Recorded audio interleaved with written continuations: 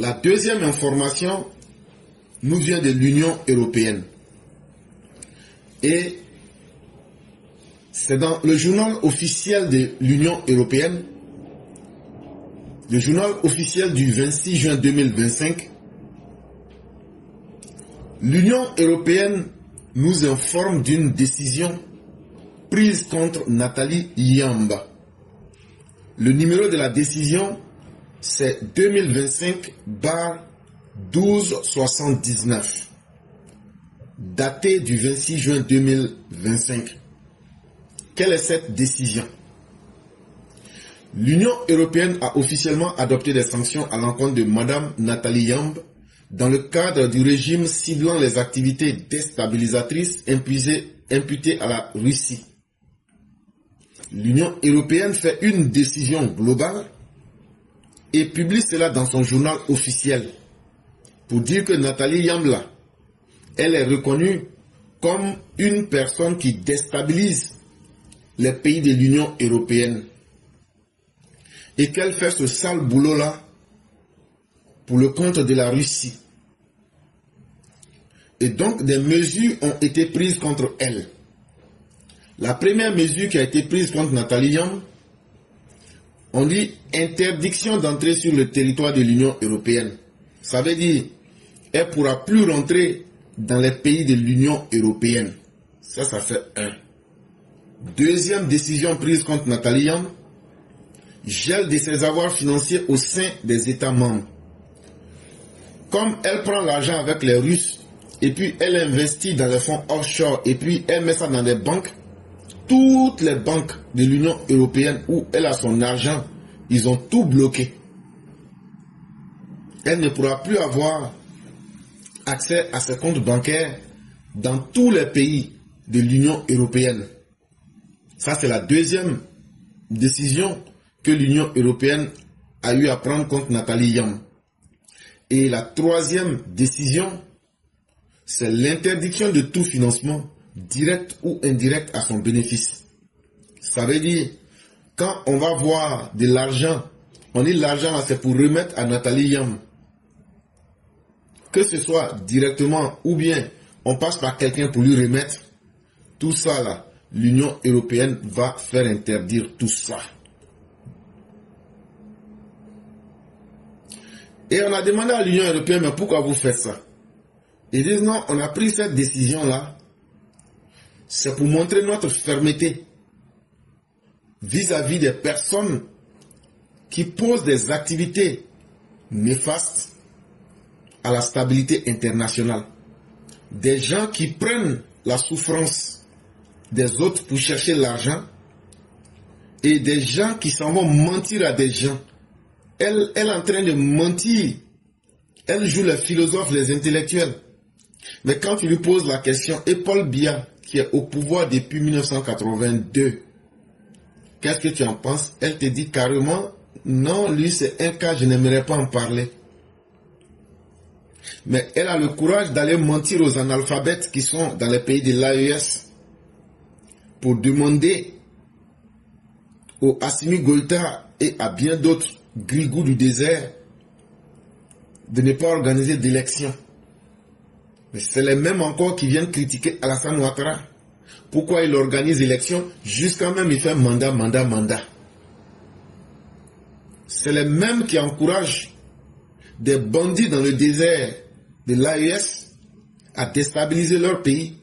Des gens comme Nathalie Yamba, comme Kémy Séba, comme Franklin Nyamsi vont vivre à partir de la souffrance de ces pays-là. Eux vont se garnir les comptes en banque pendant que les populations de ces pays de l'AES sont livrées aux djihadistes et aux criminels qui se sont mis à la tête de leur pays. Et donc, l'Union européenne dit que de telles personnes, comme Nathalie Yamba, comme Kémy Séba, comme Franklin Nyamsi, sont de véritables dangers pour la stabilité internationale.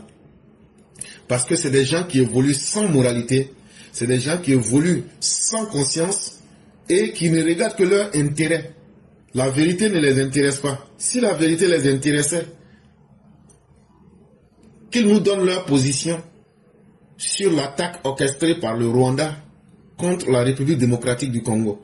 Cela fait des mois, je les ai mis au défi, mais il n'y a aucun parmi eux qui peut se prononcer.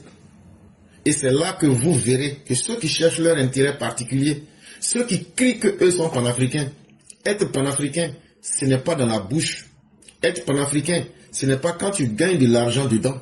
Être panafricain, c'est d'abord être capable d'aimer la cause africaine sans condition. C'est être capable de dire la vérité qui peut aider les Africains à se réveiller, à prendre conscience de leur africanité pour qu'ils puissent s'assumer en tant qu'un peuple et se donner un destin sans compter sur les autres. Mais quand on va et qu'on est utilisé par des proxys, quand on est utilisé par des États comme la Russie, quand on est utilisé par des États comme bien d'autres,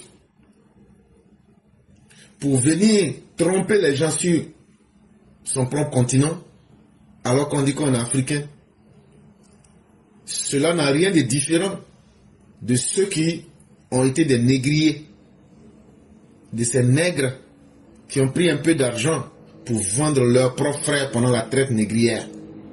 Et aujourd'hui, ceux qui se disent panafricains, les Nathalie Yam, les Kémy Seba et les Franklin Namsi, perçoivent de l'argent pour le service qu'ils rendent à des nouveaux maîtres.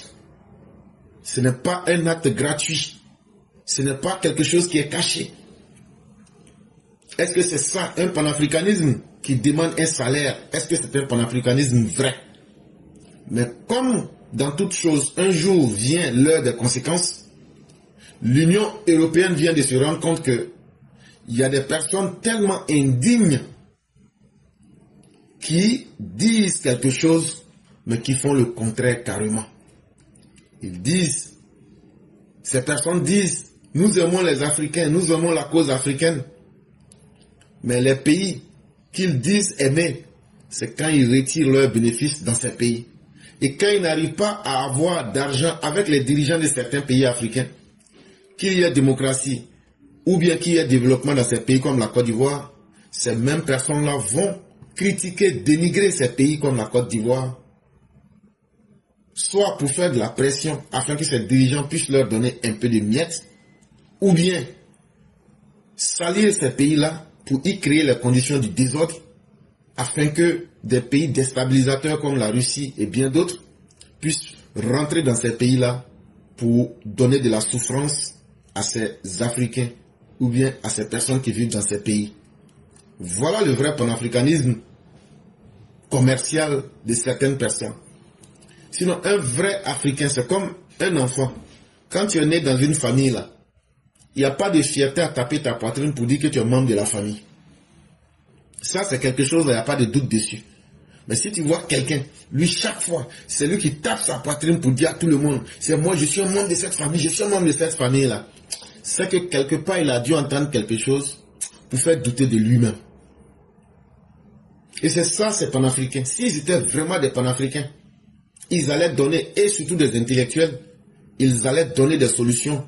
Comment mettre fin à l'instabilité dans les zones de l'AES? Comment mettre fin à la pauvreté en Afrique? Comment fouetter l'orgueil de l'homme africain pour que nous puissions nous mettre au travail? Comment aujourd'hui pousser les intellectuels africains à avoir une Afrique unie autour d'un passeport, à avoir une Afrique unie autour d'une armée, à avoir une Afrique unie aujourd'hui autour de la ZLECAf, la zone de libre-échange entre les pays africains? Comment unir l'Afrique aujourd'hui à travers une seule monnaie? Et comment unir aujourd'hui notre Afrique à travers un dirigeant? Et comment unir aujourd'hui notre Afrique à travers une politique de développement et de stabilité? Mais si vous remarquez tout ce que je viens de citer, c'est le contraire que ces soi-disant panafricains font. Mais plutôt, ils vendent même l'Afrique à la Russie. Tant qu'eux peuvent gagner leur argent, ils deviennent des mercenaires, des négriers, pour vendre le destin de leurs propres frères africains. Mais comme leur message est intéressant à entendre, parce que ces gens, quand un commerçant ne va jamais dire que la marchandise que lui vend là, que c'est une mauvaise marchandise, ou que c'est un produit périmé, il va toujours te convaincre que c'est une bonne marchandise. Donc ils trouvent les mots qu'il faut pour rendre leur message intéressant dans le cœur et dans les oreilles des Africains analphabètes. Eux aussi, ils tombent dans les émotions. Mais depuis combien de temps vous êtes dans les émotions? Et vos émotions vous ont envoyé où? Et quels bénéfices vos émotions vous ont donné? Toujours à la recherche des révolutionnaires, mais pour toujours tourner en rond. Vous avez dit révolution. Vous tournez et vous revenez au point de départ. Et rien ne change. Et vous-même, vous ne changez pas. C'est ce que certains ont compris. Et c'est sur ça qu'eux, ils font leur marché. Et quand ils font leur marché, qu'ils ont l'argent, ne me dites pas que c'est en Russie ou en Corée du Nord ou bien en Iran qu'ils vont aller bien vivre. C'est dans les grands salons de l'Union, des pays de l'Union européenne. C'est dans les grands restaurants des pays de l'Union européenne, comme un certain Kémy Séba qui s'est fait choper comme un cafard dans un restaurant. C'est dans les grandes boutiques de marques des pays de l'Union européenne qu'ils vont dépenser cet argent-là. C'est dans les banques des pays de l'Union européenne, en majorité, qu'ils vont mettre ces argents mal acquis. Et l'Union européenne vient de comprendre que ces personnes-là sont un danger pour la stabilité internationale. Pourquoi? À cause des événements actuels qui se passent. L'Union européenne est menacée de toutes parts. Au début, tant que ces personnes pouvaient diriger leurs mauvaises actions contre l'Afrique, contre les Africains, les Blancs s'en foutent. Si des Africains indignes peuvent vendre le destin de leurs propres frères à des pays comme la Russie pour avoir un peu d'argent, mais ça veut dire que l'être africain, comme disait Sarkozy, c'est que ni ceux qui nous vendent, ni nous qui sommes vendus, ne voulons rentrer véritablement dans l'histoire.